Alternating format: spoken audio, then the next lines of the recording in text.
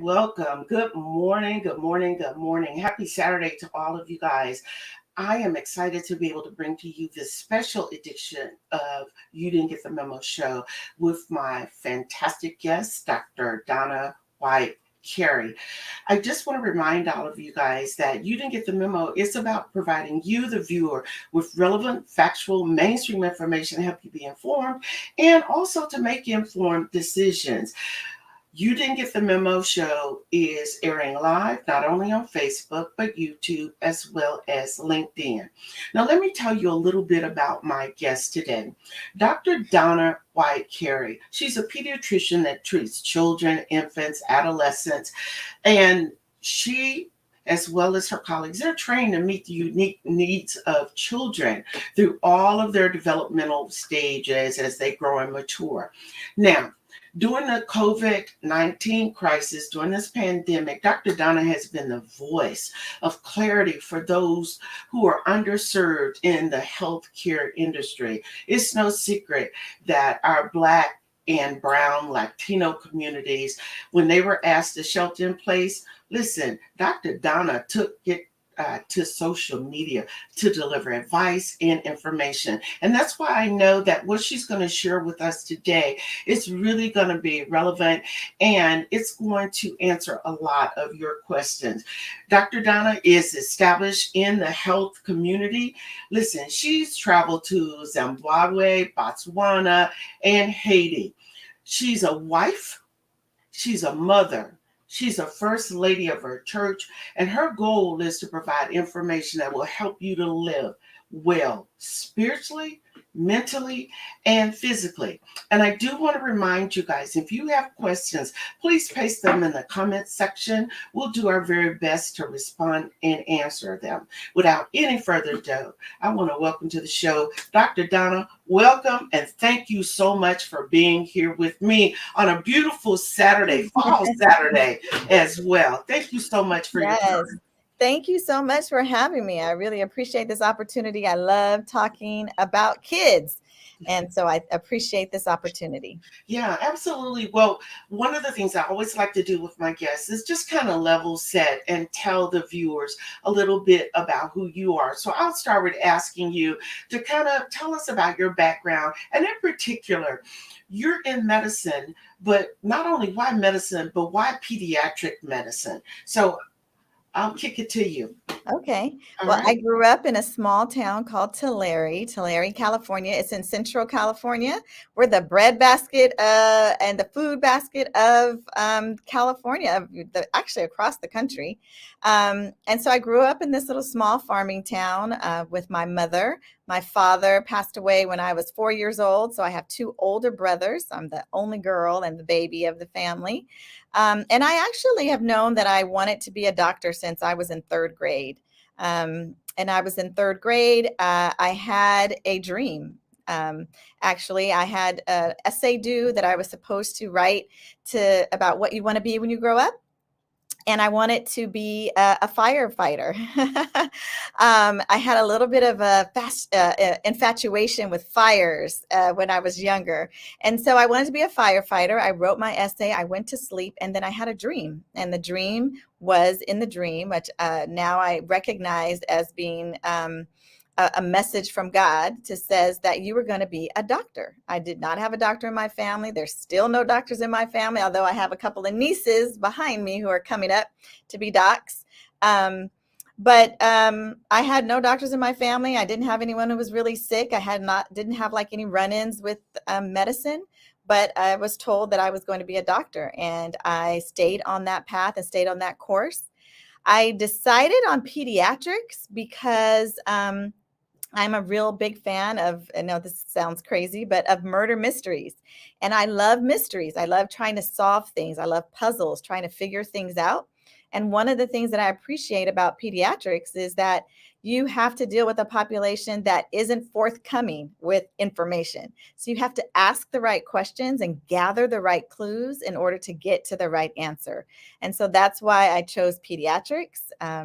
And I have not regretted that decision. I love working with kids of all ages, and particularly I love adolescents or teens. because it's such an important age group, but they're often really difficult nuts to crack, right? Anyone who has a teenager knows that you can't just walk up to them and say, "Hey, tell me what's happening in your life, what's going on," and expect them to just start spewing. And so I love working with teens, and that is my area that kind of the patient group that I love working with the most. Yeah, I think it's a special gift to be able to connect with teenagers because, as you know, I know even with my grandsons and granddaughters, they're like, yeah, the one word, that's their entire sentence, one Right. word.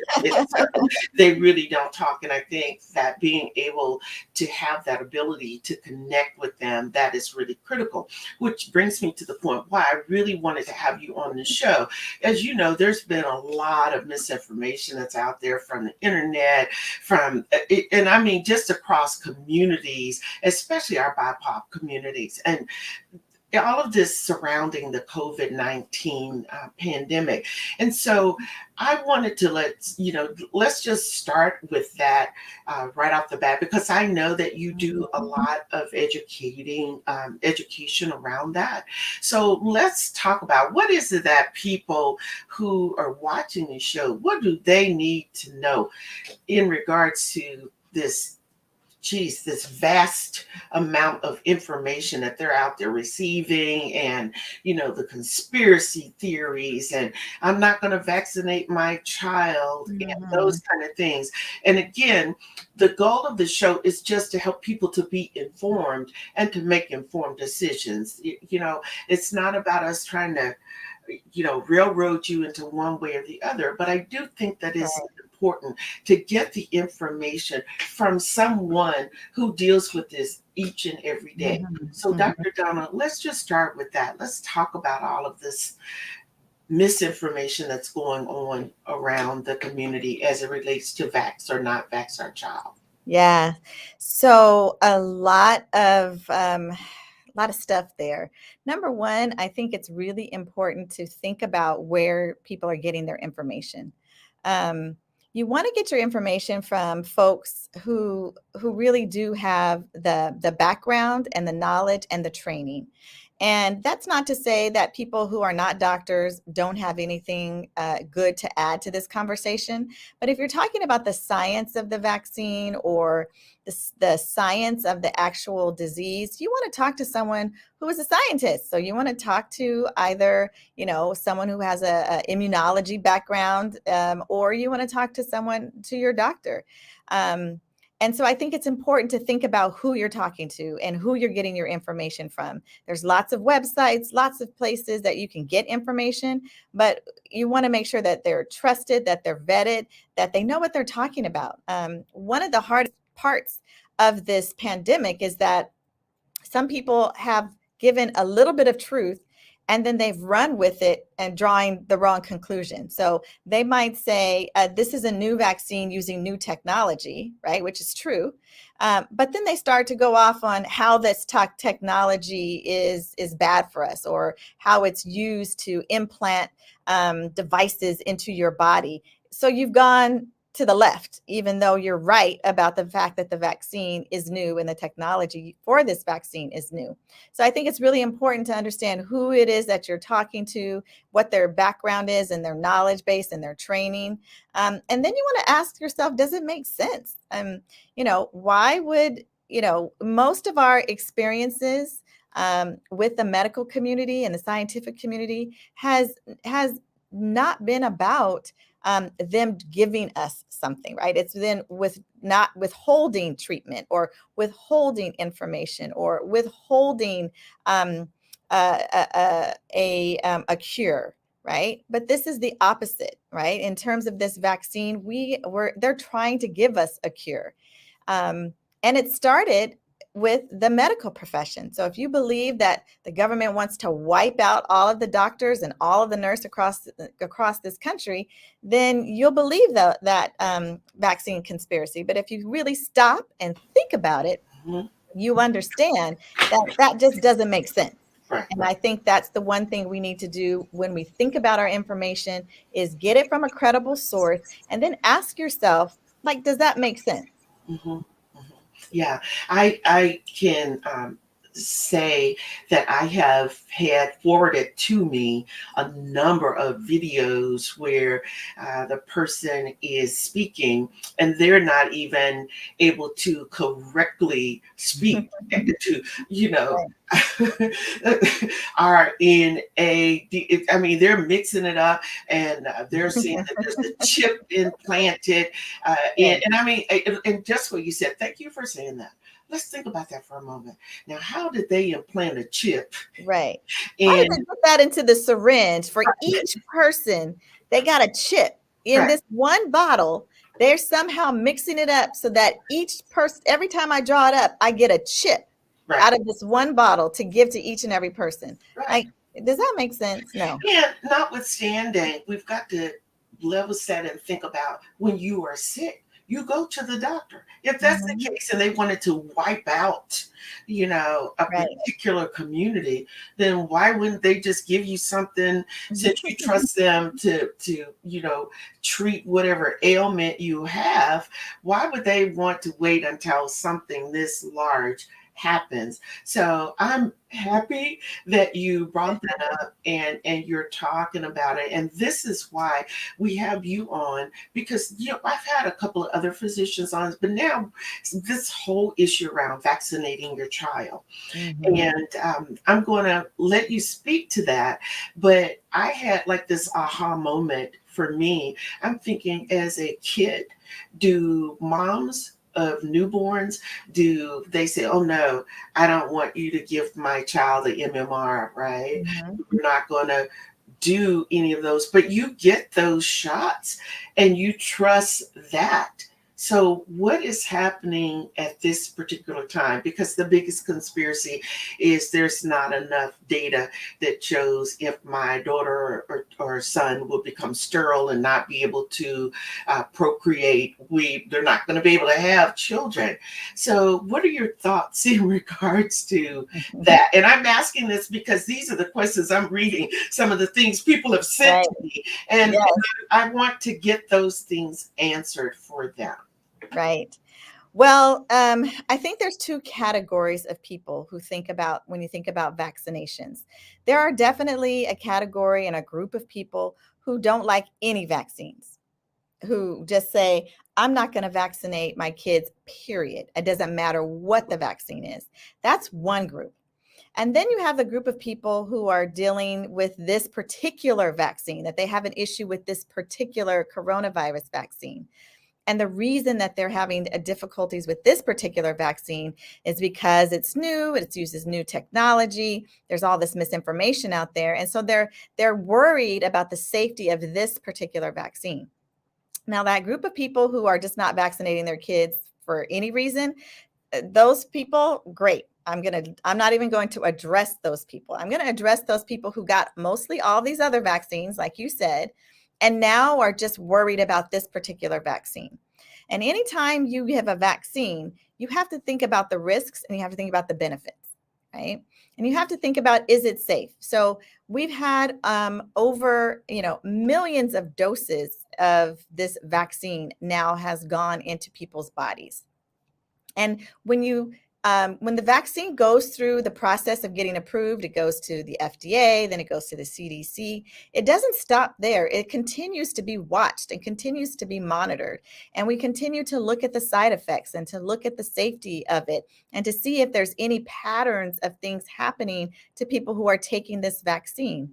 And so as you're looking at millions and millions and millions of people taking this vaccine, and all commonly having very similar effects of fever, pain, where you got the vaccine, feeling kind of, tired. That's the common reactions to this particular vaccine. There are those rare reactions that we're getting with some of our kids getting an inflammation of the heart that is usually goes away on its own. There was the issue with the Johnson and Johnson vaccine of having blood clots, right? We knew that because they're continuing to watch. And so we're seeing those side effects that we need to pay closer attention to. So when I think about talking to our kids, to our parents really, about vaccinating their kids, I think about the risks and the benefits. I have kids. I had to make the decision for my 14-year-old whether or not I should get her vaccinated. And the risks of not getting her vaccinated outweighed the risks of the vaccine. So we know what coronavirus can do. We know that it can make you severely ill. It can make you hospitalized. It can cause you to die. We know that there's long-term COVID, right? So we know that there's people who have had this disease and have long-term effects, brain fog, not being able to think clearly, continuing to have symptoms for weeks and months after the actual virus going into their bodies. We know that it impacts your heart, that it impacts your gut, it impacts your brain. Now, when I think about all of those things that we know for sure happens when you get infected with this disease, and I think about the minimal side effects that's possible with this vaccine, to me as a mother and as a pediatrician, it was a no-brainer that I'm going to vaccinate my child because I don't want her to get coronavirus and have these long-term impacts if I can prevent that from her getting vaccinated. Right. And I will just say that someone said to me, they talked about their children and children being vaccinated, and her response was, children are germy. You may tell little Jeremy to stay away from Lilia, but guess what? You know, kids, and that's even teens, what do? They eat after each other, they share food, they do, and it's those things. So thank you for that. You guys, thank you so much for tuning in. We're going to take a quick break. And Dr. Carey, I'm going to ask you to just ponder this for a minute. When we come back, let's talk about the impact that the pandemic has had on BIPOC families overall, especially children. But I want you to really address the inequities that are stemming from not only the structural racism that disproportionately has affected children from communities of color. So you guys, we're going to take a really quick break. Don't go anywhere. You're on a special edition of You Didn't Get the Memo with my awesome host, Dr. Donna White Carey. We'll be right back. There is the therapeutic aspect of music, just expressing how you feel. Kids use music as a way to provide language for their emotions. Talking about my feelings with my mother, I'm gonna just be quiet. In the back of my head, I'm like, man, this ain't it. I'm going to talk to Howie about his feelings, make it into a song.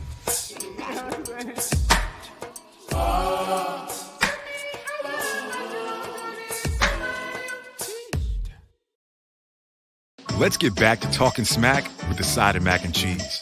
Before we can safely come together, we need the facts on COVID-19 vaccines. To get the facts, visit getvaccineanswers.org so you can make an informed decision when vaccines are available to you. All right, if you guys are just tuning in, I am speaking with my awesome guest, Dr. Donna White Carey, and we're basically talking about there are two crises that are going on in our communities as it relates to children. One of those crises has to do with, do I vax or not vax my child? But also we're going to get into the whole mental health aspect. And I'm just telling you guys, this is no joke. This is really real. But before we went to break, one of the questions that I posed to Dr. Donna was to talk about the impact that COVID-19 has had on families and especially children as it relates to all of the inequities that are stemming around the structural racism and the disproportionately affected families from communities of color. And this is real. And I know that I have my own piece that I want to edit and put in there. But Dr. Donna, from your perspective, because you're living it, you're in it, you see it day in and day out. Let's talk a little bit about that effect. Yeah, so it's been difficult, right, for our Black and brown families, just all of our families of color, for a number of reasons. One is because in this pandemic, what it did is that it exposed the inequities. We as people of color already knew those inequities existed, but it exposed it in other ways. For example, our kids who had to come home and couldn't go to school. Well, they finally realized that there's a vast majority of our families of color that don't have a computer, that don't actually have a computer in their households. So how are these kids going to go to school? So there was this great digital divide that we all knew, but honestly didn't really know the extent of it. And then you had those families who were unable to continue to go to work and have their kids at home, um, or their kids would have to be home alone. And imagine as a young kid in your home by yourself all day. And so it exposed that inequity, exposed food inequity, right? Because that we were realizing that a vast majority of our kids of color get their meals from the school and the school programs. Now they're home. There's not a lot of food in their home. So what are they going to do? It exposed a lot of different inequities in our society. It also then created things like depression and anxiety that may not have been there present, before the pandemic, but now after the pandemic, most of our kids are dealing with some form of anxiety. A lot of our kids are dealing with social anxieties, whereas before they never had any problems interacting with people. But after you take them out for a year and they're only interacting with a computer screen, then when they come face to face again, now they're not quite sure, well, how do I talk? What are our visual cues? Because the majority of them had their cameras off for school. And so they have to pick back up on visual cues and social cues and how to talk to people. That made them have a great deal of anxiety going back to school. We know that the numbers of depression, the numbers of anxiety, the number of sort of mental illnesses in various forms skyrocketed during the pandemic. We know that suicides amongst our kids of color skyrocketed during the pandemic, and they got younger and younger because they were able to access things on social media that they may not have been able to access before.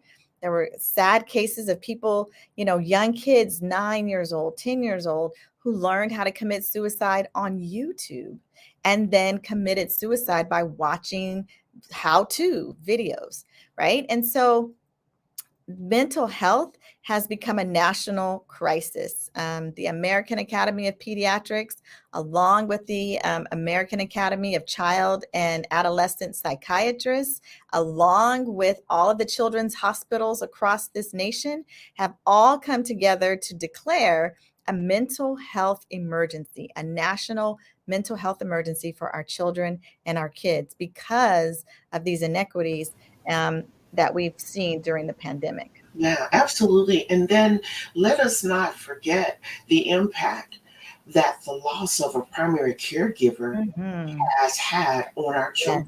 Yes. It is huge. It is critical. Absolutely. And I think that, society as a whole underestimated, and it was already bad enough if you only had one family member that was the main caregiver and breadwinner in the family, and you've lost them. So we've got to also think about it's even deeper than that. We've got children who are without someone who end up in a system and going from there. So when you think about it, right? We know that coronavirus disproportionately impacted Black and Brown communities in terms of the case rate. So most of the folks who tested positive were Black or Brown. Most of the people who were getting hospitalized, right? So even if they didn't die, but they were actually in the hospital, were Black and Brown. Yes. The people who did die were Black and Brown. And so even the folks that, you lose a loved one, but just think about the folks who were sick in your family. Right. And then attempting to isolate, right? You have families who have 5, 6 family members intergenerationally living in an apartment or living in a house. And now they're testing positive. It's disruptive for the entire household. How do you quarantine in a house with one bathroom and one kitchen away from somebody who tests positive for coronavirus, who's sick from coronavirus? The stress that places on that family and those children who are dealing with that is immeasurable, right? And we know thousands thousands upon thousands of people have tested positive, right? We know there's over 6 million children alone who tested positive for coronavirus. Right. So it has impacted all segments and all areas of society and has increased stress in an already stressed community, Right. right? Yeah, So, no question about it. I think about the children, like you were saying, their cameras off for those who were able to actually even have computers, mhm, and you're trying to do remote learning. And right. the thing is, I've seen all types of videos where people are in a room and the children are trying to be online, and the teacher is saying turn your cameras on, and the kids are embarrassed, right? Because when you look at their living conditions, they're less than um, it's actually unimaginable that Yeah, people are living like this in this day and age. right. So that's the thing. I do want to address. I tell you, one of the things that people have comments in the comment section. I do want to say to the viewer who is giving us data about the percentage of patients who received the COVID mRNA that tested positive for blood clots. Again, I just want to say, and you've heard from Dr. Donna Carey, that we have to put that in perspective. Because here's the other thing I would say, and I'm not a physician, but one of the things that I do know is a lot of times things happen to expose things that we weren't even aware of that we had, right? A lot of people didn't know that they had a situation. So it's either finding out now or finding out later. But again, we're not here to talk about public schools and them being an abomination and that they should be abandoned, because not everyone can afford to send their child to private school. And not everyone is equipped to do homeschooling either. So Right. I appreciate your comments. Thank you for that. And in my humble opinion, teachers are not overpaid. They're actually underpaid, sir. Yeah. So, but But I would take those odds. I would still take those odds, Mhm. even if the percentage of testing positive and getting a blood clot is 2%, Mhm. right? You would take those odds. If I gave you $1 to go play the lotto, and with those odds that you have the chance of winning a 98% chance of winning the jackpot, you'd Right. take my dollar and you'd go play those odds. And I say the same thing about this vaccine and the side effects, that most of those side effects are rare and you should take those odds. Yeah, well, thank you for that. But like I said, I do appreciate the fact that we have viewers who will, share their comments. Absolutely. And again, that's the beauty of living in America. That's right. You're entitled to your opinion. But Right. again, our goal here today is, as I said, is to provide the viewer with relevant, factual, mainstream information to help you be informed Right. and to make informed decisions. Yes. And to put things in perspective. Yes, Put things in perspective. yes, absolutely. So, look, we're going to take another quick break. We're going to be right back with my awesome guest, Dr. Donna Carey. Thank all of you guys for tuning in. Yes. We really appreciate you guys being here, but we'll be right back.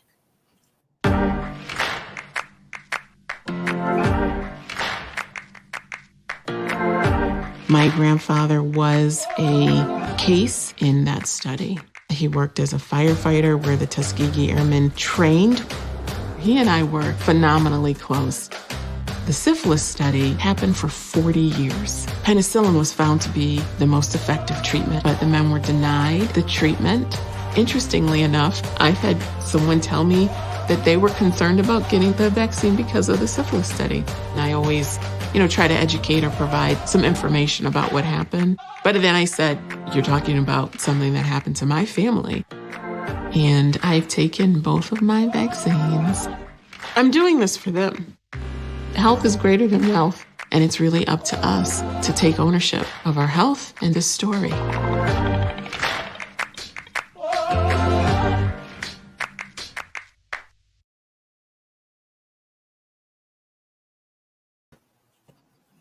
All right, if you're just tuning in, I have with me Dr. Donna Carey, known as Dr. Donna, who is a pediatrician, and we're talking about a couple of things that the American Academy of Pediatrics has deemed as a crisis here in the U.S. And one of them has to do with the issue around mental health, which Dr. Donna, you alluded to earlier as we were talking about the effect that COVID-19 has had on our BIPOC communities.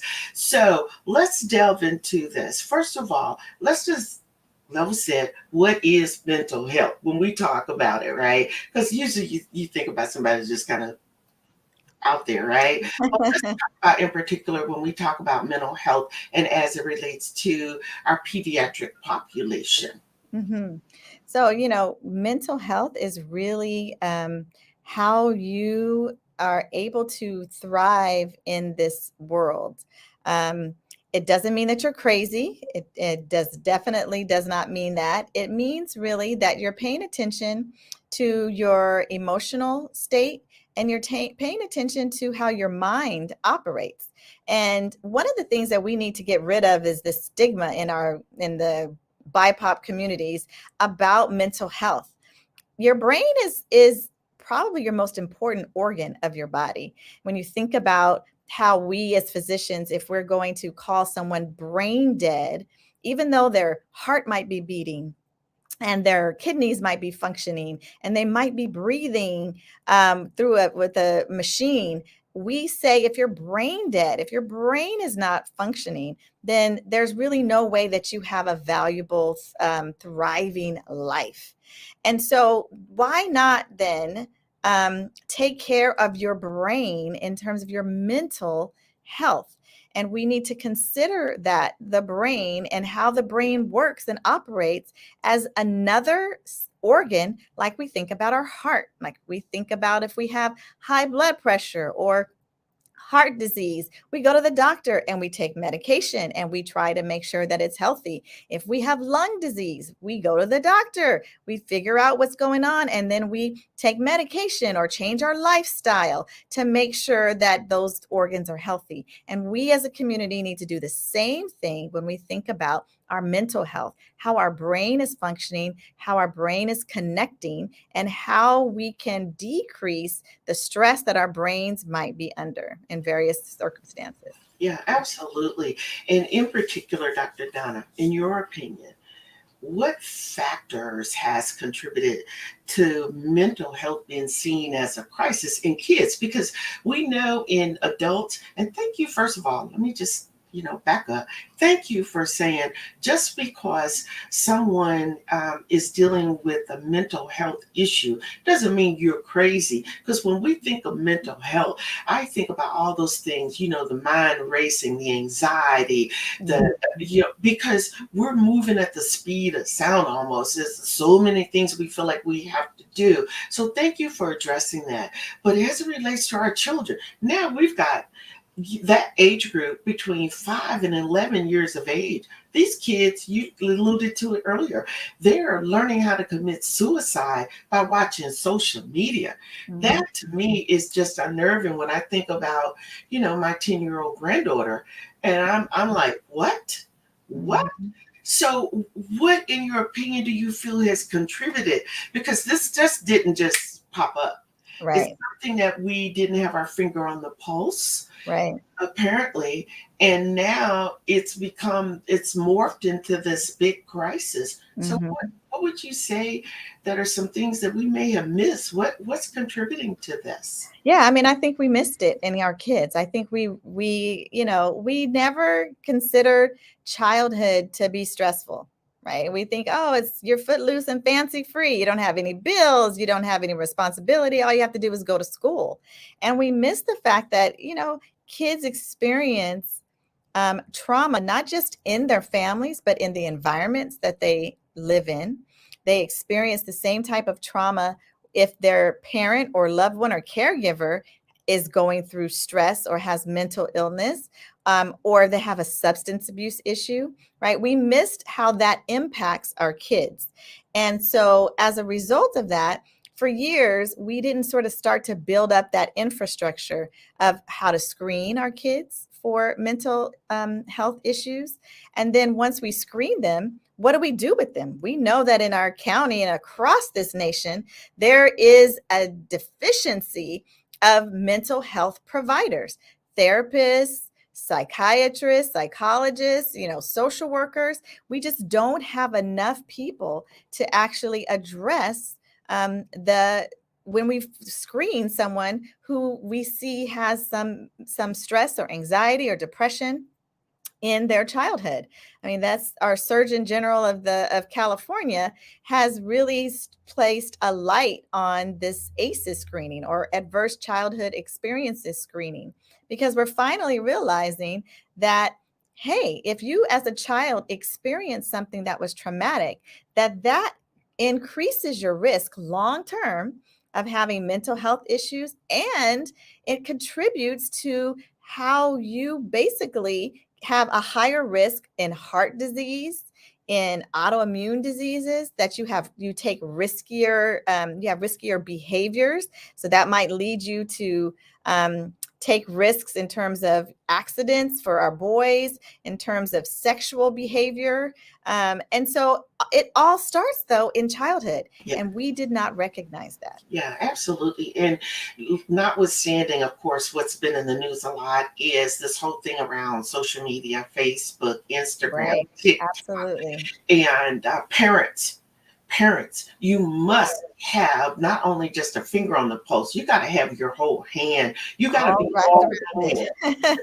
Because we have used, I think back to when cell phones came out, and it was more of a pacifier for your child. But listen, at the same time, you've got people who are lurking on these social media sites, who are telling the kids, and all it takes is, you said, you don't know. If you're not talking to your kid and you aren't aware that that child is being bullied at school, and maybe in your idea, oh, we fought and we got over. It's a different day and age now. and the bullying doesn't just take the place of somebody kind of tripping you or pulling your hair. It's where, they're ganging up on you, they're beating you, kids are bringing guns to school and knives to school. And so your kid lives in fear because you're telling him, you better get up and go to school. And coming back to that piece where that's the only place that they may actually get 2 meals a day, breakfast and lunch. And so they know that if I don't go, I don't get to eat. But if I do go, I've got to endure this. So there's a whole nother realm that we have to really be in tuned in. And parents, I pray that you are really, really listening to your kids. Put your cell phone down, get off social media, and take the time to talk to your kids. Ask them what's going on, even if they say, "Oh no." You know what? Well, you've got to learn the music. When I was coming up, my mom and dad were like, and I was raised in a very Christian home. So it was like, you're not going to play that honky tonk kind of music.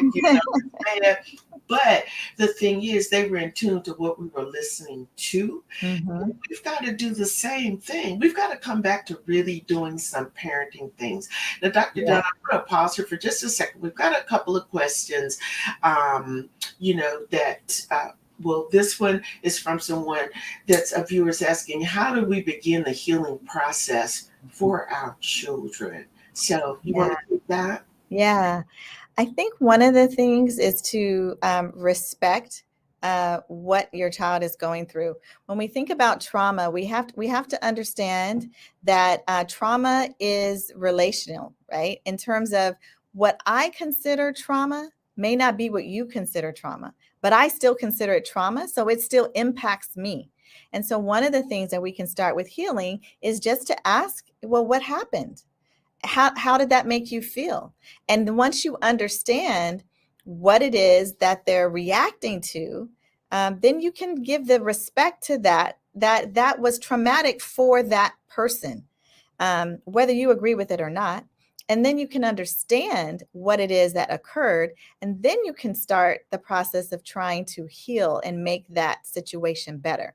But it has to start with understanding it, recognizing it, respecting it, and then moving forward with trying to heal it. Yeah, thank you so much. We also have a comment from, this viewer. One is just to say amplify the message. And Yes. that's why this show exists, because that's exactly Yeah. what we're trying to do. But also the fact that, praying for our children. And Mhm. whether you guys believe it or not, whether you like it or not, these kids are our future. Yeah. And if you're not raising them and putting in the time, I'm just telling you, we need to really and truly think about what is it that we're really doing as parents, or I should say, what are we not doing? And nothing takes the place of time. I don't Yeah, care who you are. that's right. Nothing takes the place of time. You've got to be able to listen to your kid. You got to Mhm. be able to get them involved. And we have to make sure that that happens. And this is why we're talking. So, Dr. I'm sorry, can I make just one little Sure, couple points about social absolutely. media? I think it's important that you know what your kids are watching. So a lot of families say, "Oh, well, I think it's an invasion of privacy that to see, look at my child's cell phone." And I'm sorry, if I'm paying for that cell phone, and in my household, I'm taking that phone and I'm going to look at it, and I'm going to see what you're seeing, who you're talking to, what you're watching. I'm going to check the history on your computer so I can see what you have been looking at. And we're going to have conversations. I try to sit with my kids and watch the shows that they like to watch so that I can see what is the show about, what kind of messages are on this show. Because your kids are watching these shows and they're delivering messages. Trust me, they're delivering messages to your kids. And are these the messages that you want your kids to have? Are these messages that your kids are even able to understand and grasp and think about it? Or are they not? And you really don't know. So I sit with my kids. We go through TikTok. I watch their little feeds. We Yes. laugh at the videos. We watch their shows. Whatever they're into, I try to just join in. I don't disparage it because Mhm. it's a different generation. But Yeah. I do try to watch it and understand what they're paying attention to. And Yeah. then limiting the time Yes. that your kids are on screen, making them come out of their rooms when they're teenagers. You got to come out and hang out with the family. You can't be in your room on, your iPad or your cell phone all night. Right. So those And tips. one critical point too, Dr. Carey, is this. While you're children and you're not paying attention, the human trafficking Mm-hmm. is real. Yeah. And your young daughter, and it used to be reared by girls, but it's boys and girls, Yes, and absolutely. they are being trafficked. And I'm Mhm. telling you, it is the children of color. And Mhm. so, whereas you're thinking your 13-year-old, she may be mature looking in her body, but her mind, her brain is not there. And when you are dialed in to what she's looking at and what she's listening to, or him, I tell you, it's a Mhm. perfect setup for that perfect Mhm. storm for your Absolutely. child to be brought into human trafficking. So, Absolutely. guys, we have to, and by the way, can I just say this? I just really think that one of the things that's missing, we've got to teach our children, give them some chores. That's right. You've got to have, you want a cell phone that I'm paying for? I'm Mhm. paying for it. Listen, I'm here to tell you, in order for you to use that cell phone, there are certain things that we have to do. And your responsibility is this. This is how we teach our children That's to be right. responsible adults. But if you don't give them, you just say, oh, I want you to just go to school and get good grades. Is that really it? They have to contribute to the household. That's what I tell my kids. How Yeah. do you contribute to the household? Every day I go to work. Every day, I try to cook. I go to grocery shopping. That's how I contribute to the household. Now, how do you contribute to the household? Right. Not to just yourself. So it's really trying to get them to recognize that they have the ability to contribute. You can take out the trash. You can sweep the floor. You can mop the floor. You can wipe out the sink. You can wash the dishes. I have a whole list that you could do if you if you need ideas. I got a list for Yeah. you. Yeah, absolutely, and I really appreciate that. So let me just move on, and this is probably a bigger question for you, Dr. Donna. Is let's talk about, or better yet, we're going to take a quick break, and when we come back, I'll allow you to delve into discussing the AAP COVID-19 vaccine recommendation for children, because I know we're going to get a lot of questions. Thank you guys for your comments. I'm seeing them all, but we're going to take a quick break. And when we come back, Dr. Donna, let's just talk about what the American Academy of Pediatrics is saying in their recommendations, okay? We'll be right back, you guys. Don't go anywhere. You told me not to talk to strangers. You told me not to cross the street without looking both ways. You told me not to touch the stove. You told me not to do drugs. You told me not to drink and drive. You gave me so many messages about how to stay safe. Why didn't you keep me safe by properly storing your gun?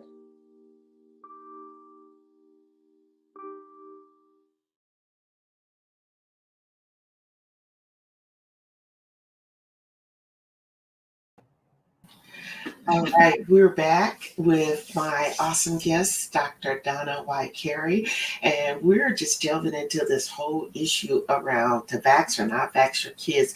Before we took that short break, one of the questions I posed to Dr. Carey was to talk about the American Academy of Pediatrics and their COVID-19 recommendations for children. So, Dr. Donna, thoughts? Yeah, so the Academy definitely recommends the vaccine for the 12 and up, which has been completely approved by the FDA. So it's no longer in emergency use. It has full approval. So 12 and up, we definitely recommend getting the vaccine. For the 5 to 11-year-olds, so now that vaccine is going through the approval process for emergency use first, and then it will continue the process of getting full approval. Right now, the FDA just recommended it. Now it moves on to the CDC, and the CDC Advisory Committee is set to discuss it next week. Then it moves on to the full vote of the CDC and the CDC director, and then it becomes emergency use. So the American Academy of Pediatrics recommends that when the vaccines become available for 5 to 11-year-olds, that you do vaccinate your kids between the ages of 5 and 11.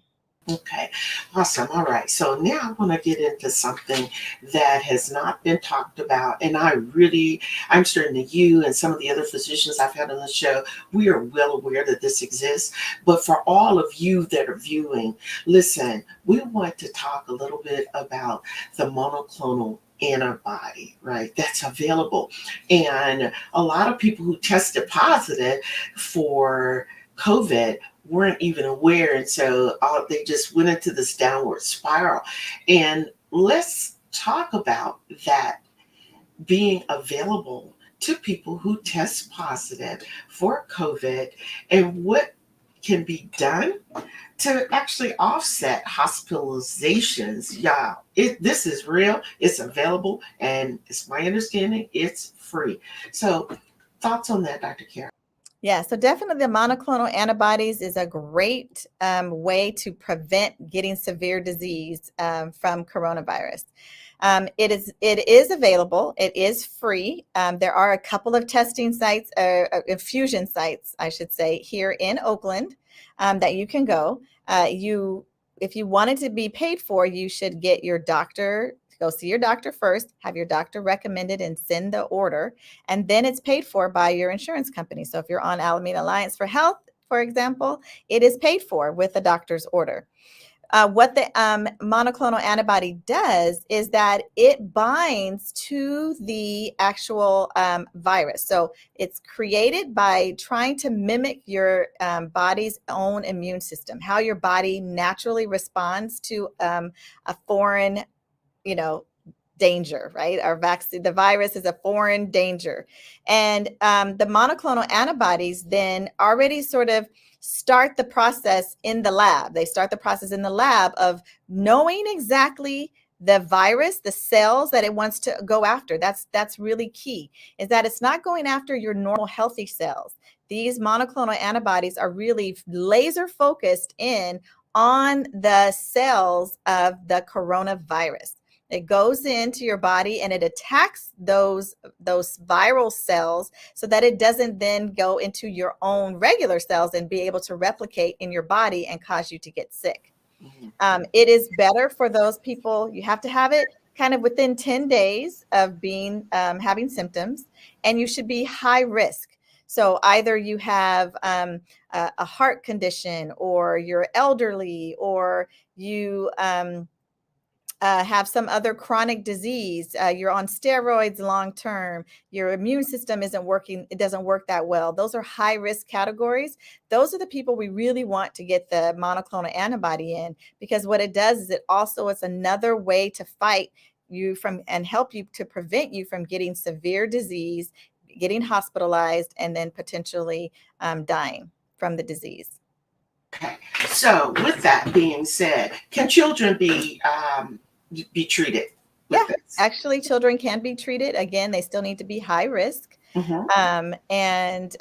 will treat kids, but they have to be high risk and still really be able to, we think, able to kind of handle the monoclonal antibody and be high risk enough to give the infusion. It's not without its own side effects, right? So again, this risk benefit analysis that I'm talking about, we have to do for this treatment as well.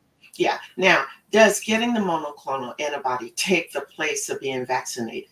No. So you want to get the vaccine. That's your first line of defense. And then if you still happen to then come into contact with what the vaccine does, is what the monoclonal antibody infusion does after the fact. The vaccine does it before. It helps to rev up your body's immune system so that when your body sees the virus and comes into contact with it, your body's soldiers are already lined up, ready to fight that battle. Right. And they start immediately attacking the enemy, which is the virus. Yeah. I like the way that you say that, attacking the enemy, definitely. Yes. And so let's talk about, just real quickly, children that are obese and who have tested positive for the coronavirus, because as we know, our children, some of our children are overweight. So, and they've tested positive. Would they be a candidate for receiving the monoclonal antibody? Yeah, so that being obese is a high risk factor. And so you want to take into account what else that particular child might be dealing with besides being obese, and really looking at their symptoms and taking that into account when you decide whether or not you want to give them monoclonal antibodies. Right, absolutely. We're going to take a really quick break, and when we come back, there are two other questions that I have for you. Let's talk about the barriers that we see for our BIPOC communities getting the vaccine, and also if there are additional adjunct therapies or interventions, because everybody's telling you, everything from drinking this or that, it's going to take care of it. So we're going to talk about that. You guys, thank you for hanging in. You're tuned in to You Didn't Get the Memo show with my guest, Dr. Donna Y. Carey. We'll be right back. Thank you for watching the You Didn't Get the Memo show with your inspirational host, Gloria Bailey Ray. It's your contributions that make this happen. To become a sponsor, send an email to youdidn'tgetthememo@gmail.com. That's the letter U, didn't get the memo. If you're not in a space to be a sponsor, but you like what you hear, we simply ask that you support what you like by making a contribution to the show. There are 3 ways to make an online donation. Visit paypal.me/Gloria Bailey Ray or Cash App or Venmo, Gloria Bailey Ray. Give what you can. Your support is appreciated. All right. Before we took this short break with my awesome guest, Dr. Donna Y. Carey, I asked her 2 questions, and actually I have a third one, but 2 questions. What are the barriers that you see to our BIPOC communities getting vaccinated? And also, are there additional adjunct therapies that people can take to prevent or treat the progression of COVID-19 in our children and adolescents? Yeah, so I think right now the vaccine is widely available. And so there were some barriers in terms of transportation issues. And now I think most of the transportation issues, if you need it, for example, if you can go to your doctor and say, I'd like to be able to go to get my vaccine, but I don't have transportation. Most of the insurance plans, again, will pay for a Lyft ride, or they will give you, have someone come pick you up.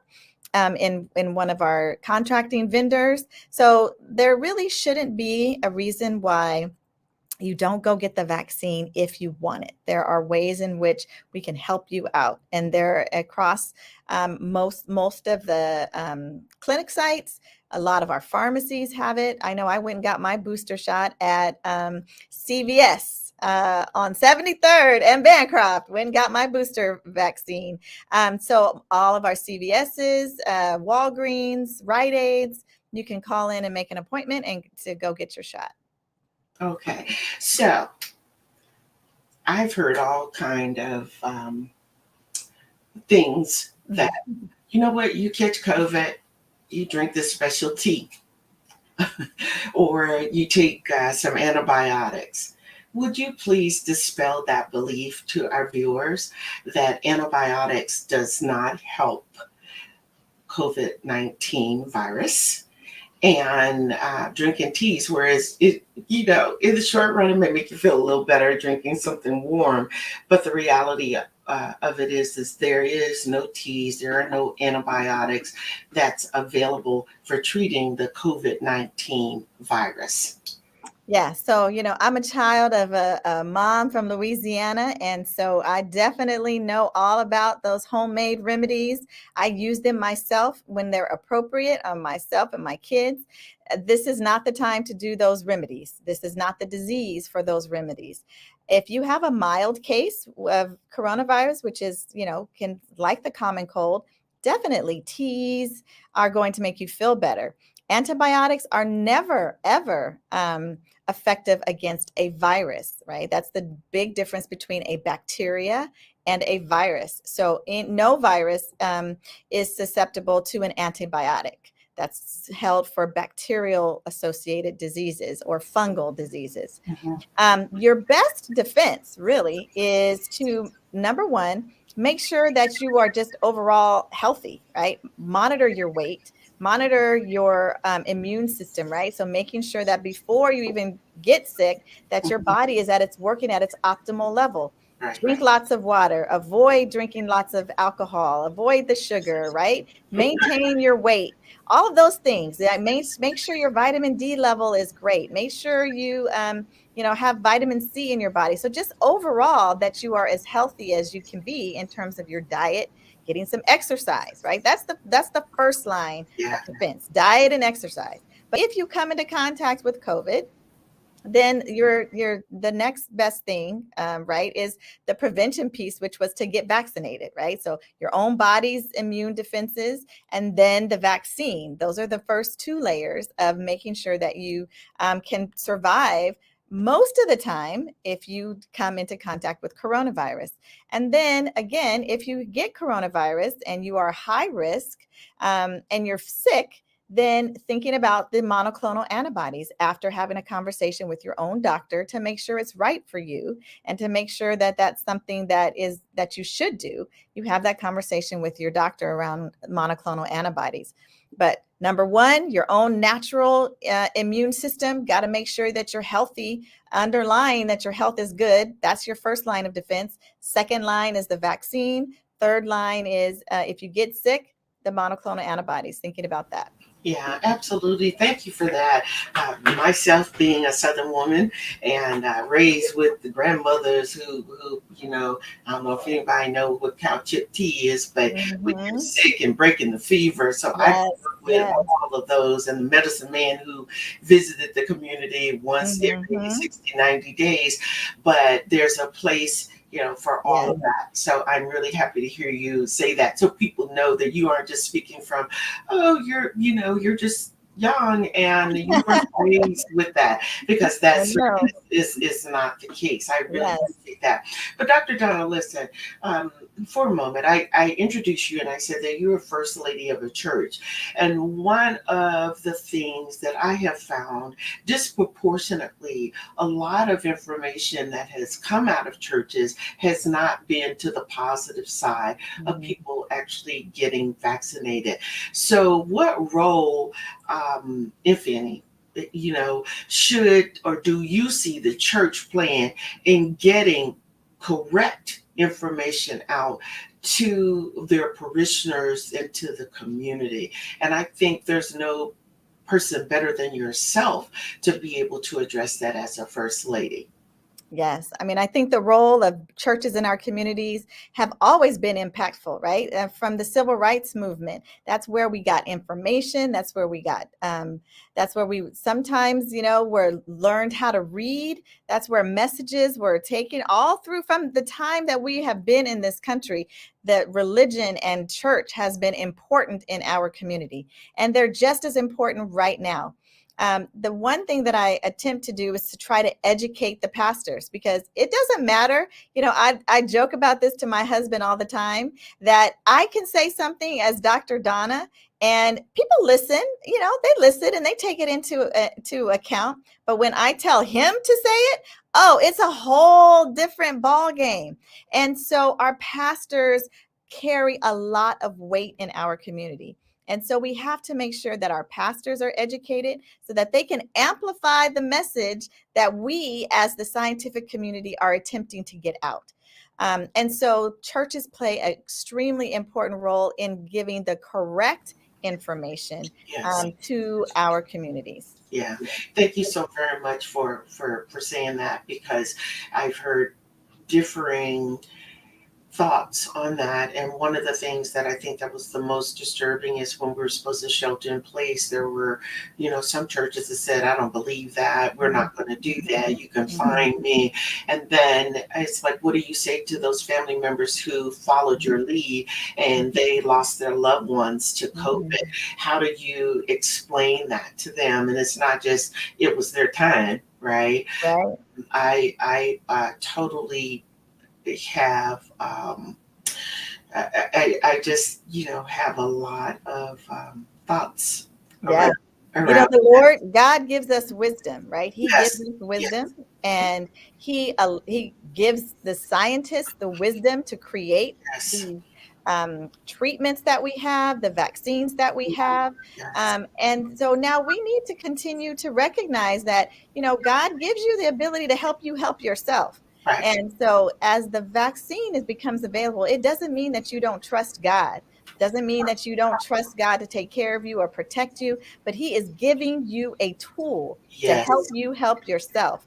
And he uses anybody and everybody to be able to protect his children. So take this gift that God has given us to this world. We have 1,000 people a day still dying from this disease. Do you want to be in that number, or do you want to be in the number that is still here on this earth? And so please take this opportunity to understand that it doesn't have anything to do with not having faith. If you take this vaccine, it means that you have faith in the science and the wisdom that God has given to these people to create the vaccine, and that you have some way to protect you, right? Yeah. Absolutely. One last comment before I have you talk about what you want viewers who are watching this show to take away today. And Miss Massey says our churches have always been sources of information. As you said, everything that happens in the world also happens in the church. So, a little wisdom there. So, Dr. Donna, before we conclude, what do you want people watching the show to take away from today's interview?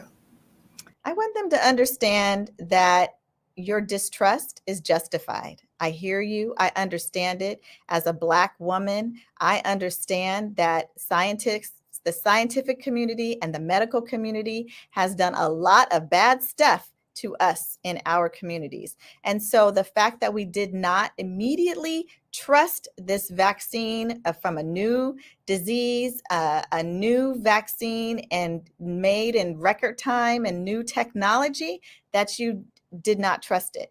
But now, this is not the time to dig your heels in and just cover your head and not see what is happening with this virus and with this disease. It's time for you to think about your distrust, get your questions answered by reputable, knowledgeable people, and then go out there and get yourself vaccinated. Get protected, because we're the ones who are dying. We're the ones being hospitalized.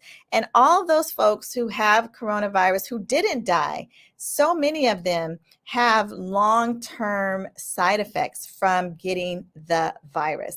This can all be avoided if you, I won't say all, most of it can be avoided by getting the vaccine and taking care of yourself and making sure that you think about your kids, and that you vaccinate them as well. Yeah.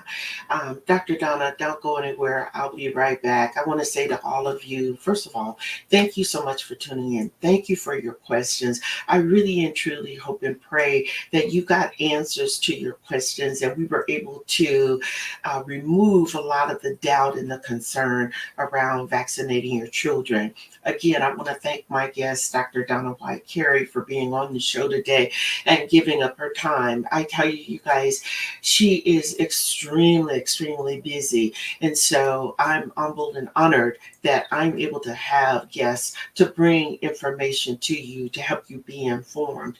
A gentle reminder is to ask all of you to remember to support our efforts here on You Didn't Get the Memo. You can do that by inquiring about sponsorship packages, or if you just want to become a donor, feel free to also reach out to me. If you're not in that space, you can still support by just making a donation of any amount. The blessing is in the giving. I do want to remind all of you, be sure to follow me on all my social media platforms. I'm all over. And mark your calendars for every Tuesday at 5 p.m. Pacific Standard Time, where You Didn't Get the Memo airs again on Facebook, YouTube, LinkedIn. We're all over, and also on local channels if you're here in Oakland, Comcast 2833 and Channel 10. I tell you, if you're in need of some midweek inspiration, you can also tune in to Real Talk with Lady G. That's me, every Thursday at 6 p.m., 6 to 6:30 for some inspiring thoughts and to get you going on my podcast. Again, I want to thank all of you guys for tuning in today, taking the time, and I want you to remember this. If you didn't take anything away from today's show, then it's you who didn't get the memo. The quality of your life is determined by the decisions that you made. I'm your host, Gloria Bailey Ray. Until this time, on Tuesday, I will speak with you. Be well. God bless.